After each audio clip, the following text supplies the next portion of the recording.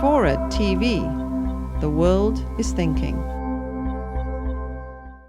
At the end of the day, the problem of Darfur is difficult and challenging, just as Rwanda was, just as Bosnia was, just as genocides always are. But what we lack most of all isn't tools, it's political will. And I mean, the reality is, if this was going on in Quebec, it would be a terrible problem, but of course we would have solved it and addressed it by now.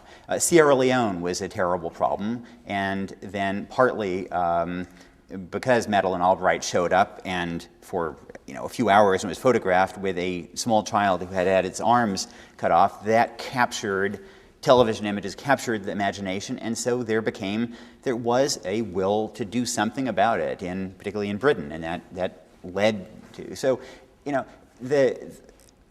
you see that whenever there is more attention posed on Darfur, that then Sudan doesn't stop attacks, but it reduces the number. It reduces the number of attacks on the camps in particular, the offensives. I think that a no-fly zone imposed from Chad, not in the sense of keeping planes up all the time, but the way military planners have looked at it, if Sudan used its offensive aircraft there to bomb villages, then afterward, a few days later, we would take out one of their military aircraft on the ground.